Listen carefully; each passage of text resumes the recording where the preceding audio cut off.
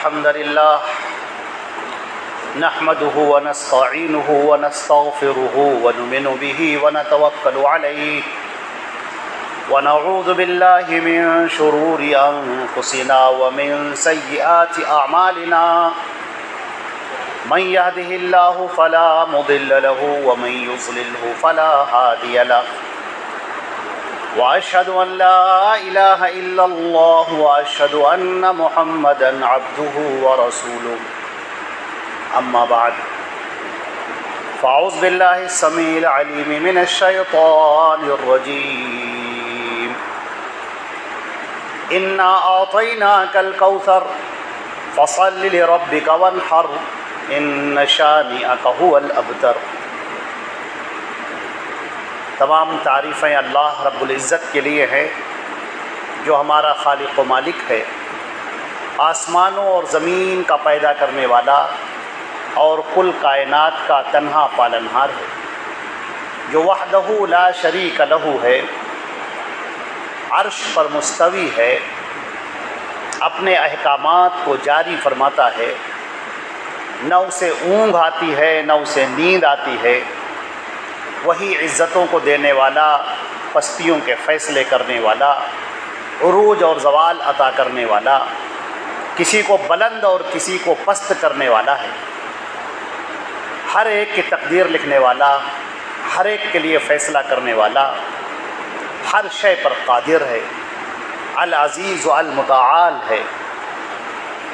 اللہ کی حمد و ثنا کے بعد درود اور سلام ہو آخری پیغمبر، آخری نبی، سید الانبیاء والمرسلین، خاتم النبیین، محمد ابن عبداللہ الامین علیہ الصلاۃ والسلام کثیرا کثیرا۔ اللہ رب العزت نے انہیں آخری نبی بنا کر بھیجا اور پوری دنیا کی طرف نبی بنا کر بھیجا، ہر انس اور ہر جن کی طرف نبی بنا کر بھیجا، اور اللہ نے ان کی ذات پر دین اسلام مکمل کر دیا۔ اللہ نے فرمایا الیوم اکملت لکم دینکم واتممت علیکم نعمتی ورضیت لکم الاسلام دینا۔ آج کے دن میں نے تمہارا دین مکمل کر دیا اور اپنی نعمت تم پر تمام کر دی، اور میں تمہارے لیے دین اسلام سے راضی ہو گیا۔ اللہ کی رحمتیں ہوں، برکتیں ہوں تمام صحابہ کرام پر، صحابیات پر، اور کل مومنین اور کل مومنات پر۔ حضرات گرامی، کل انشاءاللہ ہم لوگ عید الاضحیٰ منائیں گے۔ اللہ رب العزت نے ہمیں دو تہوار عطا فرمائے ہیں، ایک عید الفطر اور ایک عید الاضحیٰ۔ ہمارے نبی صلی اللہ علیہ وسلم نے فرمایا کہ اللہ نے تمہیں دو عیدیں عطا کی ہیں، ایک عید الفطر ہے اور ایک عید الاضحیٰ ہے۔ تو یہ مسلمانوں کے دو ایسے تہوار ہیں جو انتہائی خوشی کے ہیں، اور آپ دیکھیں کہ یہ تہوار بھی اللہ کی عبادت سے، ہم اللہ رب العزت کا حکم بجا لاتے ہیں اور اللہ کی باتوں کو مانتے ہوئے، اس کے احکام پر عمل کرتے ہوئے ہم اپنی خوشی اور اپنا تہوار مناتے ہیں۔ ایسا نہیں ہوتا کہ ہم لوگ تہوار منانے میں اپنے حد سے گزر جائیں، کسی کو تکلیفیں دینے لگیں، کسی کو برا بھلا کہنے لگیں، ایسا نہیں ہوتا۔ ہمیں ایک سسٹم سکھایا گیا ہے، ایک نظام سکھایا گیا ہے، ایک طریقہ بتایا گیا ہے کہ تمہارا تہوار خوشی کا ہونا چاہیے، لیکن یہ خوشی ایسی ہو جو ہر ایک کو بانٹنے کے ساتھ ہو۔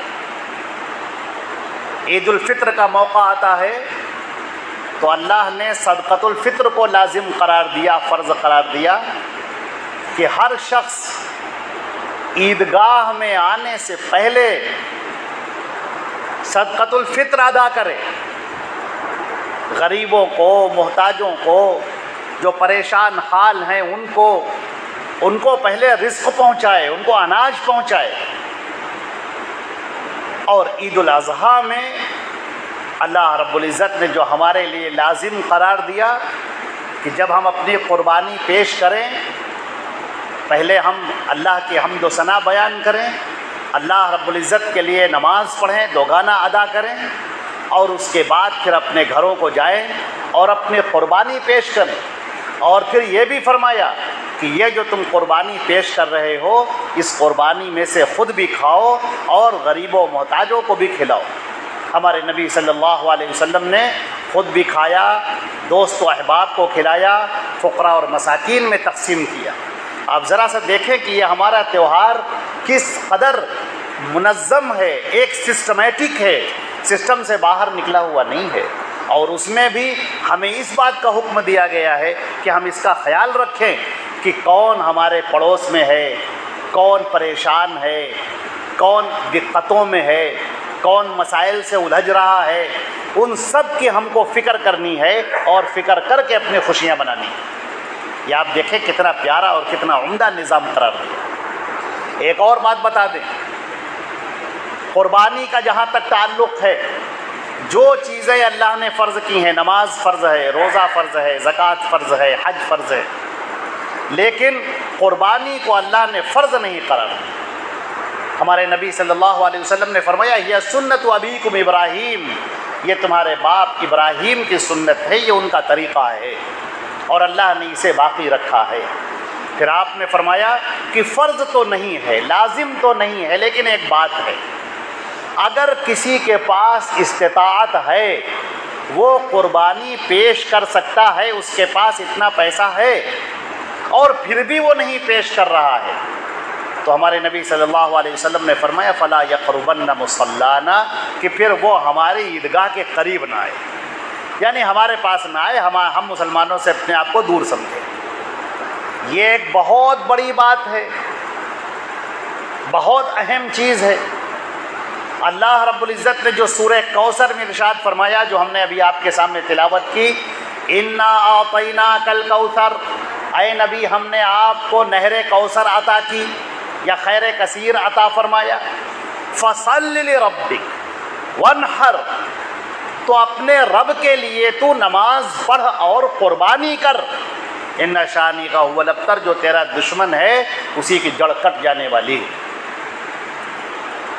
اب نماز کے ساتھ قربانی کو جوڑ دیا کہ آپ نماز ادا کریں اور قربانی کریں، اور قربانی یہ آیت مکی ہے، پوری سورہ کوثر مکی سورہ، وہاں پر بھی حکم ہے۔ نماز کا حکم تو مدینے میں ہوا ہے، زکوٰۃ کا حکم بھی مدینے میں ہے، حج کا حکم سب مدینے میں ہے، لیکن قربانی ایک ایسی عبادت ہے جسے اللہ رب العزت نے مکے میں بھی رکھا ہے۔ چنانچہ اللہ رب العزت کے لیے قربانی پیش کرنا یہ تقرب کا ذریعہ ہے، اللہ سے قریب ہونے کا ذریعہ ہے۔ اور اللہ نے یہ بات فرمائی ہے لن ینال اللہ لحومها ولا دماؤها ولکن ینالہ التقوی منکم، دیکھو جب تم یہ قربانی پیش کر رہے ہو تو اس کا گوشت اور خون اللہ کو نہیں پہنچتا، تمہارے دلوں کا جو تقوی ہے وہ اللہ کو پہنچتا ہے۔ اہل عرب جب قربانی کرتے تھے، مشرکین مکہ، تو قربانی کے جانور کا جو خون ہوتا تھا وہ خانہ کعبہ پر رگڑ دیتے تھے، مل دیتے تھے، اور اسی طریقے سے جو اس کا گوشت ہوتا تھا وہ اسے ٹانگ دیتے تھے، اور یہ سمجھتے تھے کہ اللہ کو پہنچ گیا۔ تو اللہ نے منع کیا، کہا یہ سب حرکتیں نہ کرو کہ اللہ کے گھر کے اوپر خون لے کر رگڑے ڈال رہے ہو اور اسی طریقے سے گوشت کی بوٹیاں ٹانگے دے رہے ہو، یہ اللہ کو پسندیدہ نہیں ہے۔ یہ تم غریبوں محتاجوں میں بانٹو، خود کھاؤ، دوستوں کو کھلاؤ، ساتھیوں کو کھلاؤ، رشتہ داروں کو کھلاؤ، اور اپنے غریبوں محتاجوں کا بھی خیال رکھو، سب کا حق پہچانے۔ تو قربانی اللہ رب العزت نے اگرچہ لازم نہیں قرار دی، فرض نہیں قرار دی، لیکن اس کے لیے اہمیت بہت بیان کی، ثواب بہت بیان کر دیا۔ ثواب اس قدر بیان کر دیا کہ تم اب ثواب کی انتہا کیا ہے کہ تم اللہ کا تقرب حاصل کرنا چاہتے ہو، اللہ سے قریب کرنا چاہتے ہو اپنے آپ کو، تو اللہ کی راہ میں قربانی کو پیش کرو۔ اور جب ہم یہ قربانی پیش کرتے ہیں تو آپ یاد رکھیں نامعلوم کتنے شیاطین آتے ہیں جو آپ کو ان قربانیوں سے روکنا چاہتے ہیں۔ کبھی آپ غور کر کے دیکھیں، سوچ کے دیکھیں جب آپ کا ارادہ ہوتا ہے کہ ہم اللہ کی راہ میں جانور کو قربان کریں گے تو نہ معلوم کتنے شیطان آ جاتے ہیں جو آپ کو اس عظیم ترین عبادت سے روکنا چاہتے ہیں۔ کوئی آ کر آپ کے پاس میں کہتا ہے کہ ارے اس قربانی کرنے کیا ضرورت ہے، اتنا پیسہ صدقہ کر دیجئے، خیرات کر دیجئے۔ کوئی آ کر کہتا ہے کہ دیکھیے فلاں صاحب بیمار ہیں، اس قربانی کے بدلے میں ان کو دے دیجئے، وہ وہی پیسہ ان کو دے دیجئے، عطا کر دیجئے۔ آپ دیکھیں کیسے روک رہے ہیں لوگ، آپ کیسے سمجھا رہے ہیں۔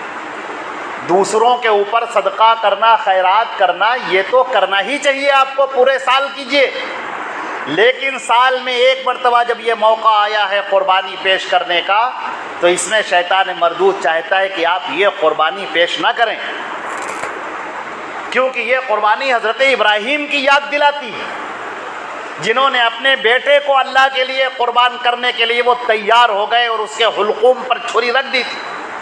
ایک مسلمان بھی جب قربانی پیش کرتا ہے تو اس کے پاس یہ جذبہ ہوتا ہے کہ اے میرے رب، آپ نے مجھ سے یہ قربانی طلب کی، میں نے پیش کر دی، اور اے اللہ یہ میری جان، میری زندگی، میرا مال سب آپ پر نچھاور ہے، سب آپ پر قربان ہے۔ یہ جو جذبہ جو قربانی کا پیدا ہوتا ہے، شیطان مردود اسی سے ڈرتا ہے اور اسی سے اسے خوف آتا ہے اور وہ ڈرتا ہے کہ یہ کیا بات ہو گئی کہ یہ بندہ یہ اللہ کے لیے اپنے آپ کو پیش کرنے والا ہے، اللہ کے نام پر اپنی دولت پیش کر دی، اللہ کے نام پر اپنے آپ کو پیش کر رہا ہے، اور یہ کہتا ہے کہ پروردگار میں، میرے ماں باپ، گھر بار، اہل و عیال، بیوی بچے، خاندان، اقارب، دوست، سب آپ کے لیے قربان ہیں، آپ نمبر ایک پر، آپ کی اطاعت، آپ کی عبادت یہ نمبر ایک پر۔ یہ جو جذبہ ہے، یہ جذبہ اللہ کو پہنچتا ہے۔ اللہ نے فرمایا کہ تمہاری قربانی کا خون ہم کو نہیں پہنچتا، تمہارا جو گوشت ہے قربانی کا، تمہارے بکروں کا، تمہارے جانوروں کا جو گوشت ہے وہ ہم تک نہیں پہنچتا، لیکن تم نے کس جذبے سے قربانی کی، کس دل سے تم نے وہ پیسہ اپنا نکالا، اور نکالنے کے بعد وہ جانور خریدنے گئے، اور جانور خریدتے وقت تمہاری نگاہ اس بات پر رہی کہ ہم اچھا جانور خریدیں گے جس کی سینگ ٹوٹی ہوئی ہو، جس کی آنکھیں پھوٹی ہوئی ہوں، جس کا پیر لنگڑا ہو، جو چل نہ پا رہا ہو، جس کے ابھی 2 دانت بھی نہ نکلے ہوں، ہم ایسے جانور کو اللہ کی راہ میں قربان نہیں کریں گے۔ اتنا دبلا پتلا جانور ہو کہ بالکل اس کا پیٹ اور پیٹ سب ملی جا رہی ہو، ایسے جانور کو ہم اللہ کی راہ میں قربان نہیں کریں گے۔ آپ وہاں پر پہنچتے ہیں اور اس جانور کو آپ پسند کرتے ہیں، اس کے اوپر پھر اپنا پیسہ لگاتے ہیں، پیسہ دیتے ہیں، پیسہ کتنی محنت سے آتا ہے، لیکن آدمی اللہ کی راہ میں یہ دینے کے لیے تیار ہو گیا اور پیسہ اللہ کی راہ میں نکالنے کو تیار ہو گیا، پھر اس جانور کو لے کر آتا ہے اور کتنی محبت سے اس کو رکھتا ہے، اور اس کے بعد پھر جب وہ قربانی پیش کرتا ہے تو اللہ سے کہتا ہے کہ اے میرے پروردگار تو اسے قبول فرما لے، میری طرف سے، میرے پورے گھر کی طرف سے اے اللہ قبول کر لے، اے اللہ اپنی قبولیت سے ہمیں نواز دے، ہمیں اپنا تقرب عطا فرما دے، ہمیں اپنے سے قریب کر لے، اے اللہ تمام مسائل، پریشانی، دقتوں کو ہم سے دور کر دے، اے اللہ اپنا نظر کرم کر دے، اپنی رحمت ہمارے اوپر کر دے، اے اللہ ہم تیرے بندے ہیں اور تیرے ایک اشارے پر ہم قربان ہو جانے والے ہیں۔ یہ جو جذبہ ہے، یہ جس جذبے کے ساتھ بندہ قربانی پیش کرتا ہے، یہ جذبہ اللہ کو بہت پسندیدہ ہے۔ اب اس میں اگر کوئی ریاکاری کرنے والا آ گیا، کوئی وہ جو شہرت کی طلب میں ہے، دوسروں کو دکھانے کے لیے ہے، دوسروں پر اپنی دھاک جمانے کے لیے ہے، تو اللہ فرماتا ہے کہ ہم دلوں کا حال خوب جانتے ہیں، تم کسی سے چھپا لو، کسی سے ظاہر کرو، ہم تمہارے دل کا حال جانتے ہیں کہ تم نے یہ قربانی ہمارے لیے پیش کی ہے، یہ قربانی تم نے دوسروں کو دکھانے کے لیے پیش کی۔ میرے عزیزوں، میرے بھائیوں، ہمارے لیے ضروری ہے کہ ہم یہ دیکھیں اور ہمیشہ یاد رکھیں کہ کبھی بھی دکھاوے کے لیے، ریاکاری کے طور پر، اپنے نام کو بلند کرنے کے لیے یہ سب ہم قربانی نہ کریں۔ اس لیے قربانی نہ کریں کہ اگر ہم نہیں کریں گے تو لوگ کیا کہیں گے، فلاں کیا کہیں گے، گھر والے کیا کہیں گے، خاندان والے کیا کہیں گے، دوست احباب کیا کہیں گے، یہ سب کہنے کی فکر نہیں، یہ سب اس چیز کو ختم کرو، اس چیز کو ہٹاؤ، اپنے ذہن میں لاؤ۔ یہ ایسا موقع اللہ نے ہمیں عطا کیا ہے جو اپنے سے قریب ہونے کا ہمیں موقع دیا ہے، اپنی رحمتیں جو اللہ رب العزت جو ہمارے اوپر نچھاور کر رہا ہے، ہمارے اوپر ڈال رہا ہے، اس کا ہمیں موقع عطا فرمایا ہے۔ اور یاد رکھیے قربانی کے جانور کے لیے ایک سب سے اہم بات ہے جو بہت یاد رکھنی چاہیے اور اسے کبھی نہیں بھولنا چاہیے. ہمارے نبی صلی اللہ علیہ وسلم ایک مرتبہ گزرے تو آپ نے دیکھا کہ ایک صاحب تھے جنہوں نے قربانی کا جانور لٹایا ہوا تھا, زمین کے اوپر لیٹا ہوا تھا, اور وہ صاحب چھری تیز کر رہے تھے. آپ دیکھ کر غضبناک ہو گئے, غصہ ہو گئے. آپ نے کہا لا تذبحوها اماتتین, یہ 2 مرتبہ اس کو موتیں مت دو. تم نے اپنی چھری پہلے کیوں نہیں تیز کر لی؟ آپ نے ڈانٹا ہے ان صحابی کو, آپ نے ڈانٹا کہ یہ کیا کر رہے ہو تم؟ تمہیں چھری تیز کرنی ہے پہلے تیز کر لو, اس کے بعد جانور کو تکلیف مت دو. اسے لٹاؤ اور لٹانے کے بعد فوراً بسم اللہ اللہ اکبر کہہ کر اسے ذبح کرو, اور جب ذبح ہو جائے تب اپنی آپ دعا پڑھیے کہ اے اللہ اسے قبول فرما, اللہم منک ولک, اے اللہ آپ کے لیے ہے اور فلاں کی جانب سے, میری جانب سے, میرے گھر والوں کی جانب سے, جو آپ کو کہنا ہو, جس کے لیے کرنی ہو اس کا نام لیں. لیکن یہ سب بعد میں. ہم نے تو بہت سارے ایسے لوگوں کو دیکھا کہ جانور زمین پر لٹایا ہوا ہے, ایک صاحب نے اس کا منہ پکڑ کے کھینچ رکھا ہے اور کوئی اس کے پیروں کو پکڑے ہوئے ہے, اور مولوی صاحب اب آ رہے ہیں, وہ جیب سے پرچی نکالتے ہیں اور نکالنے کے بعد اب لمبی دعائیں پڑھ رہے ہیں, پھر اب 7 لوگوں کا نام بھی لیں, اور جب تک جانور پڑا ہوا ہے. اللہ کے بندو, تمہارے کانوں میں یہ حدیث نہیں پہنچی؟ اللہ کے نبی صلی اللہ علیہ وسلم نے اس بات سے منع کیا ہے, جانور کو چھری دکھانا, جانور سے کہنا کہ ہم تمہیں ذبح کریں گے, کل تمہارا دن ہے ذبح ہونے والا, یہ سب اس کے سامنے نہیں کہنا چاہیے. یہ سب منع کیا گیا ہے. جانور کو پیار کیجیے, اس کو محبت سے رکھیے. بعض لوگ یہ بھی کرتے ہیں, کئی جگہ ہم نے دیکھا, بڑا افسوس ہوا جان کر کہ جو قربانی کا جانور ہے اس کو وضو کراتے ہیں. کیسی عجیب بات ہے بھائی.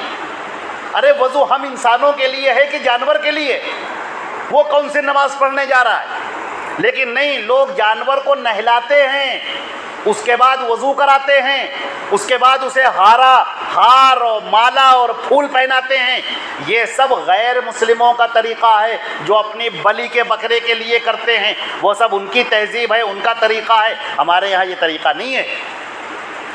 ہمارے یہاں اسلام میں یہ سب نہیں ہے کہ بکرے کو نہلایا جائے, دھلایا جائے, وضو کرایا جائے, پھول پہنایا جائے, مالا پہنایا جائے, گھمایا جائے چاروں طرف, اور اس کے بعد اسے ذبح کیا جائے. یہ سب طریقہ اسلام کا نہیں, غیر مسلموں کا طریقہ ہے. ان کے ہاں جو جانور بلی میں چڑھتے ہیں ان کے لیے وہ یہ سب حرکتیں کرتے ہیں. ہمارے یہاں یہ سب بالکل جائز نہیں ہے, دور دور تک جائز نہیں. اسی طریقے سے بعض حضرات قربانی کے سلسلے میں یہ سمجھتے ہیں کہ جیسے جانور لے آئے اور لانے کے بعد, اب جس وقت آپ نے جانور خریدا اس وقت بہت اچھا تھا, بہت بہتر جانور تھا, آپ لے آئے, اب لانے کے بعد اتفاق سے ایسا ہوا کہ 2 جانوروں میں ٹکرا گیا, اس کی سینگ ٹوٹ گئی. مان لیے ایسا ہوتا ہے. یا کہیں وہ زینا چڑھ رہا تھا, گر پڑا, اب اس کے پیر میں تکلیف ہو گئی, لنگڑانے لگا. اب آپ کو پریشان ہونے کی ضرورت نہیں ہے. جس وقت آپ نے اسے قربانی کی نیت سے خریدا تھا اس وقت صحیح تھا کہ نہیں تھا, اس کا اعتبار کیا جائے گا. بعد میں اس کا کوئی بات نہیں. اللہ رب العزت اس چیز کو قبول کرنے کے لیے تیار ہے کہ ٹھیک ہے, اس میں کوئی حرجہ نہیں. کبھی جانور چھت پر سے گر پڑتے ہیں, کبھی زینے پر سے گر پڑتے ہیں, کبھی ایک نئی جگہ پر پہنچتے ہیں تو گھبراتے ہیں تو دیوال میں اپنا سر ٹکرا دیتے ہیں, بکروں میں آپس میں لڑ جاتے ہیں, ان کی وجہ سے سینگیں ٹوٹ جاتی ہیں, پیروں میں زخم آ جاتے ہیں, کبھی کبھی ایسا ہوتا ہے. تو ان سب سے آپ کو پریشان ہونے کی ضرورت نہیں ہے. اگر ایسا ہو جاتا ہے تو کوئی بات نہیں, آپ اس جانور کو اللہ کے نام پر قربان کر دیجیے, یہ کافی ہے. بس اتنا ہی کافی ہے.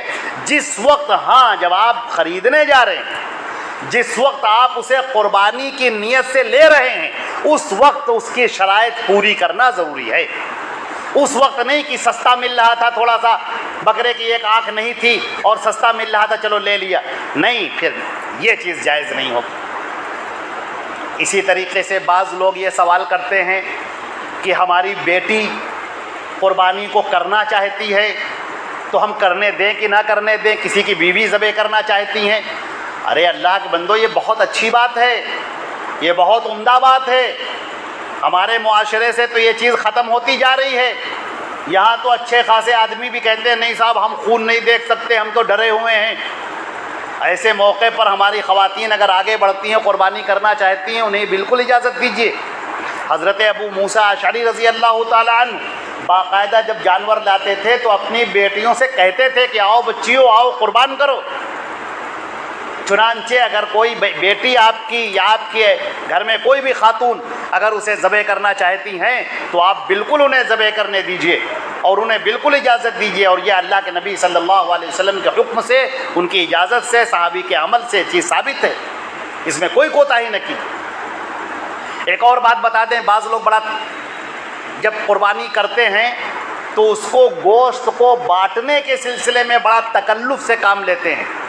ایک صاحب کو تو ہم نے دیکھا کہ باقاعدہ ترازو لے آئے، ترازو لا کے رکھا کہ ہم اس کے 3 حصے کریں گے، ایک حصہ اپنے لیے، ایک دوستوں کے لیے، ایک غریبوں کے لیے، اور بالکل ایک بوٹی ادھر سے ادھر نہیں ہونی چاہیے۔ عزیزان محترم، یہ اتنا مبالغہ کرنا، اتنا تکلف کرنا یہ ٹھیک نہیں، یہ آپ اپنے اوپر خود ہی مصیبت مول لے رہے ہیں جو اللہ نے آپ کے اوپر لازم نہیں کیا۔ اللہ نے کہا ہے خود بھی کھاؤ اور اپنے غریبوں محتاجوں کو کھلاؤ، دوستوں احبابوں کو کھلاؤ، ساتھیوں کو کھلاؤ، بس۔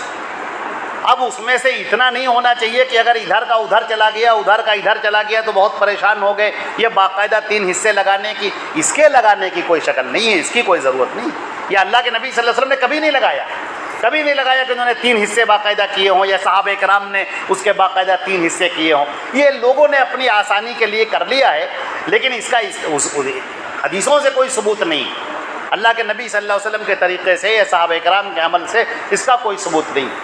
آپ کا جی چاہتا ہے، کبھی آدمی کا جی چاہتا ہے کہ ہم زیادہ حصہ رکھیں گے، آپ رکھ لیجئے، بالکل اللہ نے آپ کو اجازت دی ہے، کون اس کو منع کرنے والا ہے؟ کوئی کسی آدمی کا دل کرتا ہے کہ ہم دوستوں میں زیادہ بانٹ دیں گے، آپ دوستوں میں زیادہ بانٹ دیجئے۔ کسی کا جی چاہتا ہے نہیں ہم غریبوں میں زیادہ بانٹیں گے، آپ غریبوں میں زیادہ بانٹ دیجئے۔ کسی کا جی چاہ رہا ہے کہ بھئی غریب محتاجوں ہم تھوڑا تھوڑا بانٹ دیں گے، باقی ہم کھائیں گے، ہمارے یہاں بھی بچے ہیں، ہمارا بھی خاندان ہے، ہمارا بھی گھر ہے، وہاں کھائیں گے، آپ بالکل کھائیے، آپ کو اجازت ہے۔ جب جو چیز اللہ نے آپ کو اجازت دی ہے، جب اللہ کے نبی صلی اللہ علیہ وسلم نے آپ کو اجازت دی ہے، انہوں نے جب یہ 3 حصے نہیں کہا تو آپ کیوں خام خواہ کا تکلف کریں؟ اگر آپ بانٹنا چاہتے ہیں تو آپ بانٹیے، آپ کی اجازت ہے، اب وہ گوشت آپ کا ہے، اب آپ جو چاہے کریں، یہ آپ کا فیصلہ ہے۔ اللہ رب العزت نے فرما دیا کہ تمہارا جو دل کا تقویٰ تھا وہ تقویٰ ہم کو چاہیے، وہ جو تمہاری نیت تھی وہ ہمیں چاہیے، وہ جو تمہارا جذبہ قربانی ہے وہ جذبہ قربانی ہمیں چاہیے، وہ اگر صحیح ہے تو سب صحیح، باقی رہ گیا تمہارا گوشت تم خود کھاؤ، صدقہ بھی کرو، دوستوں کو کھلاؤ، خاندان کو کھلاؤ، جس کو تمہارا بانٹنا ہو بانٹو، اب اس کا اس سے کوئی مطلب نہیں۔ بہت سارے ہمارے بھائی وہ ہیں جو حضور صلی اللہ علیہ وسلم کے نام پر قربانی پیش کرتے ہیں، بعض اپنے گزرے ہوئے لوگوں کے نام پر قربانی پیش کرتے ہیں کہ فلاں میت کے نام قربانی، فلاں مرحوم کے نام قربانی۔ اللہ کے بندو، یہ عبادتیں ہمارے آپ کے لیے ہیں، ہم زندوں کے لیے ہیں، ہم سے مطالبہ کیا جا رہا ہے، جو اس دنیا سے چلا گیا سو وہ چلا گیا، لہٰذا اگر آپ ان کے لیے صدقہ کرنا چاہتے ہیں تو اس کی اجازت ہے، وہ صدقہ چاہے آپ مال سے کریں اور وہ صدقہ چاہے آپ قربانی کے گوشت سے کریں، اس کی اجازت۔ آپ نے قربانی کی اور اس کے بعد اس کا گوشت غریبوں میں بانٹ دیا تو یہ جو صدقہ آپ نے کیا ہے اس کا ثواب وہاں پہنچے گا انشاءاللہ۔ لیکن ہمارے نبی نے یہ طریقہ اختیار نہیں کیا ہے۔ آپ کی بیٹیوں کا انتقال ہوا تھا، آپ کے سامنے 2 بیویوں کا انتقال ہوا، آپ نے کبھی ان کے نام قربانی نہیں پیش کی، آپ نے کبھی ان کے نام قربانی پیش نہیں کی۔ ہاں ایک بات ہے، جب آپ اپنے اونٹ کو ذبح کر رہے تھے، 63 اونٹ آپ نے اپنے ہاتھ سے قربان کیے تھے اور باقی حضرت علی سے کہہ دیا تھا کہ تم ذبح کرو، اس میں آپ نے کہا اے اللہ میری امت کے وہ تمام لوگ جو قربانی نہیں کر سکتے ہیں، اے اللہ ان کی جانب سے میری قربانی کو پیش قبول کرو۔ یہ ہمارے نبی کی انتہائی شفقت ہے پوری امت کے اوپر۔ ایسا نبی، اتنا عظیم نبی کسی امت کو نہیں ملا جتنا ہمیں ہمارا نبی ملا، جو سید المرسلین ہے، اور ہمیں انہوں نے اپنے قربانی کے موقع پر بھی یاد رکھا۔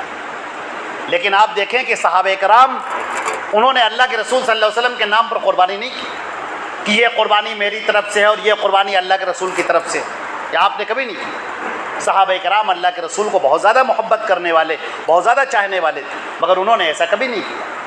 لہٰذا یہ جو کیا جاتا ہے کہ فلاں کے نام کر دے، فلاں کے نام کر دے، آپ قربانی اپنی طرف سے پیش کیجئے، اپنے اور اپنے پورے گھر کی طرف سے۔ ایسا بھی نہیں کہ آپ کی طرف سے الگ قربانی ہوگی اور بیوی کی طرف سے الگ قربانی ہوگی، ایسا بھی نہیں۔ جس کا چولہا ایک ہے، ایک چولہا ہے، ایک چولہے میں جو سب لوگ کھاتے ہیں، ان سب کی طرف سے ایک جانور قربان کر دینا کافی۔ حضرت ابو ایوب انصاری رضی اللہ تعالیٰ عنہ کی روایت ہے، انہوں نے تابعین نے کسی نے ان سے پوچھا کہ اللہ کے رسول کے زمانے میں آپ لوگ قربانی کیسے کرتے تھے؟ انہوں نے کہا میرے بیٹے، ایک بکری میری پورے گھر کی طرف سے کافی ہو جاتی تھی۔ تو انہوں نے کہا کہ اب تو بہت لوگ کر رہے ہیں۔ تو انہوں نے کہا اب تو جو حالت ہے تم دیکھ ہی رہے ہو۔ اب ان کا اشارہ تھا کہ اب فخر و ریا زیادہ آ گئی ہے، اب لوگ دکھانے کے چکر میں زیادہ رہ گئے ہیں، اور ہمارے زمانے میں ہم لوگ اپنے دل اور تقوی کی طرف زیادہ دھیان دیتے تھے، اور تم لوگ دکھاوے کی طرف زیادہ دھیان دیتے تھے۔ تو ایک قربانی شوہر کی طرف سے، بیوی کی طرف سے، اس کے بچوں کی طرف سے، پورے گھر کی طرف سے وہ کافی ہے۔ ایک بکرا یا ایک بکری جو بھی آپ قربان کرنا چاہیں اللہ کی راہ میں آپ قربان کریں۔ بعض لوگ تو بکری قربانی نہیں کرتے، خالی بکرا ہی قربان کرتے ہیں۔ ایسا نہیں ہے، آپ بکری بھی اللہ کی راہ میں ذبح کر سکتے ہیں، بکری ہو یا بکرا ہو وہ بھی اللہ کی راہ میں آپ قربان کر سکتے ہیں، اور اس میں کوئی حرجہ نہیں۔ بہرحال تمام کی اصل یہ ہے کہ جو بھی ہم قربانی پیش کریں وہ اللہ رب العزت کی رضا کے لیے کریں، اپنی نیتوں کو درست کریں، نیتوں کو صحیح کریں، اور جانور کو قبلہ رخ لٹائیں، اور اس کے بعد بسم اللہ واللہ اکبر کہہ کر ہم اسے قربانی پیش کریں۔ باقی جو بھی ہمیں پڑھنا ہے وہ سب قربانی کے بعد پڑھیں، یا جانور کو لٹانے سے پہلے جو آپ کو پڑھنا ہے پڑھ لیں، جانور کو لٹانے کے بعد نہ پڑھیں۔ اور ایک بات کا خاص خیال رکھیں، ہم اپنے تمام بھائیوں سے عرض کرتے ہیں کہ ہمارا اسلام ہمیں نہیں سکھاتا کہ ہماری وجہ سے کسی کو تکلیف ہو، لہٰذا قربانی کا جو آلائش ہوتی ہے، اس کی جو گندگی ہوتی ہے جو جانور سے نکلتی ہے، اس کو ادھر ادھر راستوں میں ڈال دینا، یا اس کے ٹکڑوں کو راستوں میں ڈال دینا جس سے آنے جانے والوں کو تکلیفیں ہوں، یہ ہمیں نہیں کرنا چاہیے۔ ہمیں بہت ہی صفائی ستھرائی کے ساتھ، اچھے انتظام کے ساتھ، عمدہ طریقے سے قربانی کو پیش کرنا چاہیے۔ ہمارا اسلام ہمیں یہ نہیں سکھاتا ہے کہ ہماری قربانی کی وجہ سے دوسروں کو دقتیں پیش آئیں۔ اور پھر بعض لوگ ویڈیو بناتے ہیں، ویڈیو بنا کر فیس بک پر ڈالتے ہیں، سوشل میڈیا پر ڈالتے ہیں۔ دیکھیے، جو چیزیں آپ کو پسند ہیں کوئی ضروری نہیں کہ دوسروں کو بھی پسند ہے۔